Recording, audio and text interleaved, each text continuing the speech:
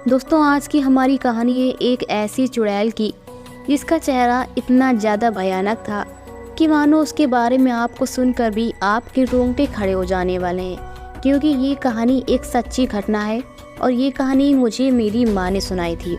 तो कहानी में आगे बढ़ने से पहले अगर आपने अभी तक मेरे चैनल को सब्सक्राइब नहीं किया तो प्लीज़ सब्सक्राइब कर लीजिए, क्योंकि आप लोगों में से बहुत से लोग ऐसे हैं जिनको हमारी कहानियाँ अच्छी तो बहुत ज़्यादा लगती हैं, लेकिन उन्होंने अभी तक मेरे इस चैनल को सब्सक्राइब नहीं किया। इसलिए आपसे कृपया निवेदन है कि चैनल को सब्सक्राइब करना बिल्कुल ना भूलिएगा। तो शुरू करते हैं आज की कहानी। मेरी माँ एक छोटे से शहर से संबंध रखती थी और ऐसा माना जाता है कि उस गांव में कुछ बुरी शक्तियों का साया था। यहाँ तक कि कुछ पुराने बुजुर्ग भी ऐसा बोल गए थे कि इस गांव में कुछ प्रेत आत्माओं का साया है।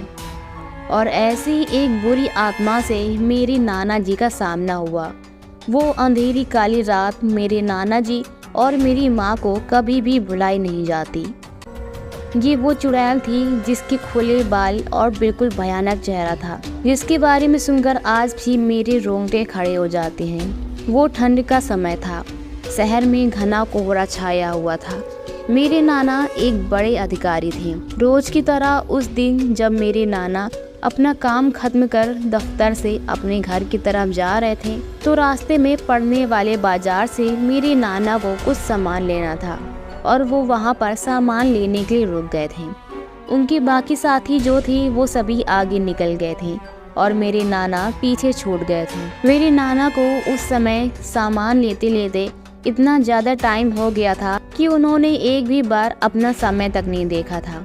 और जब नाना जी ने अपनी घड़ी का टाइम देखा तो वो बहुत ज़्यादा चौंक गए थे, क्योंकि आज मेरे नाना सोच चुके थे कि उनको घर पहुंचने में बहुत ज़्यादा देर हो जाएगी। उन्होंने सोचा था कि जंगल के रास्ते से अगर मैं जाऊं तो जल्दी पहुंच जाऊंगा, क्योंकि वहाँ की एरिया ऐसी थी जो कि एक शॉर्टकट रास्ता पड़ता था जो कि जंगल का था।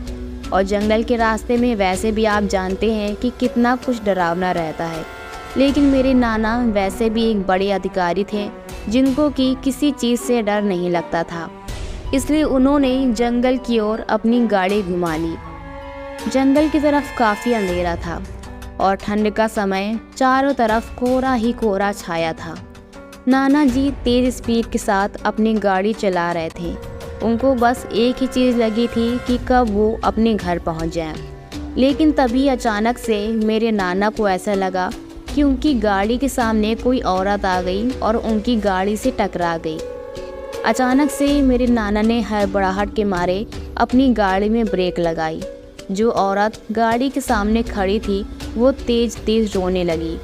मेरे नाना को लगा कि शायद उसकी कहीं चोट लग गई, लेकिन जब मेरे नाना ने देखा तो वह बिल्कुल सही सलामत खड़ी थी। मेरे नाना ने उस औरत को देखकर सोचा शायद वो किसी मजदूर की पत्नी होगी जो कि अपना रास्ता भटक गई है। रास्ता सुनसान था और चारों तरफ एक सुनसान सन्नाटे के अलावा कुछ सुनाई नहीं दे रहा था। इसलिए नाना ने सोचा कि इस महिला की मदद की जाए। मेरे नाना ने उस औरत से पूछा कि यहाँ पर तुम अकेले क्या कर रही हो, वो भी इतनी रात में। उस औरत ने कोई भी जवाब नहीं दिया। उस औरत का ऐसा बिहेवियर देखकर मेरे नाना को थोड़ा अजीब लगा और वो औरत अब और तेज़ से रोने लगी थी। ऐसा लग रहा था मानो पूरे जंगल में उसकी आवाज़ ही गूंज रही थी। नाना जी ने उस औरत से पूछा कि उसका घर कहाँ है, लेकिन फिर भी उस औरत ने मेरे नाना को कोई भी जवाब नहीं दिया। आखिरकार मेरे नाना हार गए और उस औरत को अपने साथ चलने के लिए बोला, क्योंकि उस औरत को इतनी सुनसान सड़क पर अकेले छोड़ना मेरे नाना ने ठीक नहीं समझा। और वो औरत भी मेरे नाना के साथ उनकी गाड़ी के पीछे वाली सीट पर बैठ गई और नाना ने गाड़ी स्टार्ट की और अपने घर की तरफ चल दिए। नाना ने जैसे ही गाड़ी स्टार्ट की और थोड़ी दूर पर चला, वैसे ही नाना ने ये गौर किया कि उस औरत ने एक लंबा घूंघट डाल रखा था, मानो कि जैसी एक नई नवेली दुल्हन हो, जिसकी वजह से उस औरत का पूरा चेहरा छिपा हुआ था। और मेरे नाना तो उस औरत से बिल्कुल अनजान थे, क्योंकि मेरे नाना जी ना तो उस औरत की आवाज़ सुन पाए थे और ना ही उस औरत का चेहरा देख पाए थे। लेकिन फिर भी नाना जी ने बिना देर किए ही अपने घर की तरफ गाड़ी घुमा ली और तेज़ रफ्तार से अपने घर की तरफ जाने लगे। नाना के घर पर सभी लोग मेरे नाना का बेसब्री से इंतजार कर रहे थे। नाना के घर पहुंचने के बाद जब सभी लोगों ने नाना जी से उस औरत के बारे में पूछा तो नाना जी ने रास्ते की सारी कहानी बताई कि किस तरीके से ये औरत उनकी गाड़ी के सामने आ गई थी और उनकी गाड़ी से टकरा गई। लेकिन मेरी माँ को ये सभी बातें बहुत ज़्यादा अजीब लग रही थी, क्योंकि मेरी माँ ने भी उस औरत का चेहरा नहीं देखा था और जो कि एक लंबा घूंघट डाले हुए थी। मेरे नाना जी ने बोला आज रात का खाना यही बनाएगी, लेकिन मेरी माँ को उस औरत पर बहुत ज़्यादा शक हो रहा था और मेरी माँ भी वैसे भी पुराने विचार की थी, क्योंकि उनको लगता था कि कहीं ये घर का कोई सामान चोरी करके अपने साथ ना ले जाए और मेरी माँ नहीं चाहती थी कि ये औरत मेरे घर में आए। लेकिन फिर भी मेरे नाना जी ने कह दिया था तो मेरी माँ ने भी उस औरत को रसोई में जाकर खाना बनाने को बोला। वो औरत अभी भी बिना कोई जवाब दिए वहाँ से चली गई और रसोई में जाकर काम करने लगी। मेरी माँ दूसरी तरफ अपना काम कर रही थी। मेरी माँ को अचानक से ये लगा कि रसोई घर से अजीब सी आवाज़ें आ रही हैं। ये सभी आवाज़ें सुनकर मेरी माँ रसोई घर में जाती हैं तो देखती हैं कि वहाँ पर वो औरत अपना चुपचाप काम कर रही थी। मेरी माँ ने उस औरत के पास सारा सामान रख दिया और उस औरत से बोला कि जल्दी खाना बनाओ, मेरे घर में सभी लोगों को बहुत तेज़ से भूख लगी है। मेरी माँ को उस औरत के ऊपर बहुत ज़्यादा गुस्सा आ रहा था, क्योंकि उसकी हरकतें मेरी माँ को बिल्कुल भी अच्छी नहीं लग रही थी। 10 मिनट बाद मेरी माँ फिर से रसोई में पहुँचती हैं तो देखती है कि वो औरत अब जाकर एक थैले से मछलियाँ निकाल रही थी। ये देखकर मेरी माँ को बहुत ज़्यादा गुस्सा आ जाता है और मेरी माँ का गुस्सा मानो 7वें आसमान पर पहुँच जाता है। मेरी माँ ने तेज़ से चिल्लाते हुए बोला, अरे अभी तक तुमने तो खाना भी बनाना शुरू नहीं किया, आखिर कब बनाओगी खाना और क्या हम लोगों को आज धोखा ही मारोगी।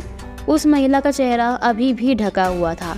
मेरी माँ बार बार उस औरत का चेहरा देखने की कोशिश कर रही थी, लेकिन वो बार बार अपना चेहरा छुपा रही थी।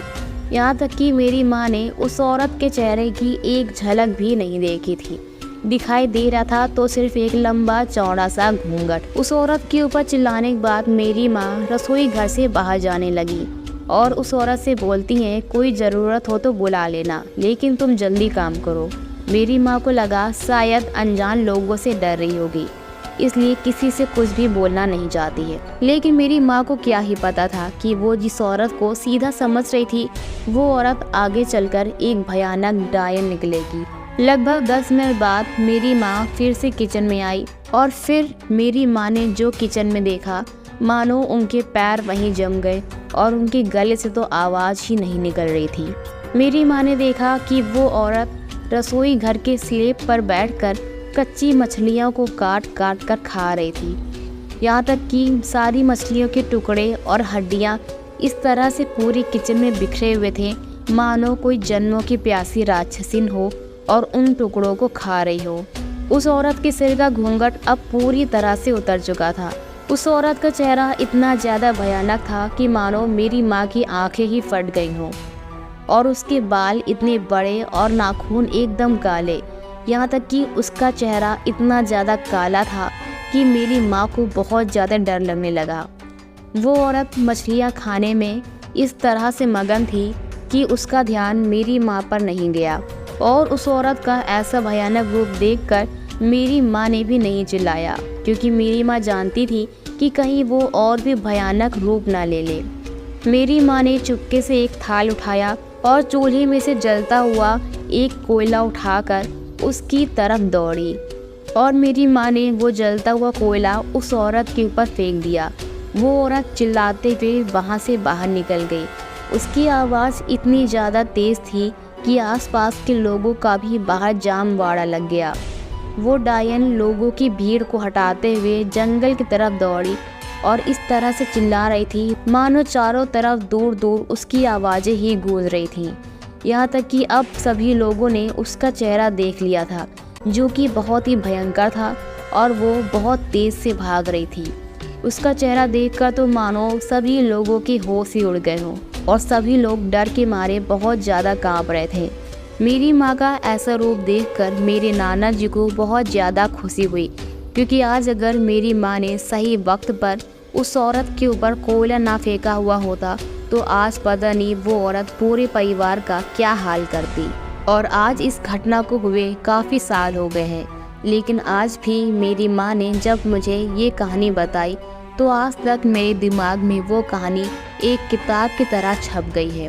तो दोस्तों, आपको आज की हमारी ये कहानी कैसी लगी, अपनी राय हमें कमेंट बॉक्स में ज़रूर दीजिए। साथ ही अगर आपकी ज़िंदगी में भी कोई ऐसी घटना हुई हो तो हमें कमेंट करके ज़रूर बताइए। साथ ही ऐसी डरावनी और सच्ची घटनाओं को सुनने के लिए हमारे चैनल को सब्सक्राइब करना बिल्कुल ना भूलें। फिर से मिलेंगे अगली एक नई और डरावनी कहानी के साथ, तब तक के लिए बाय।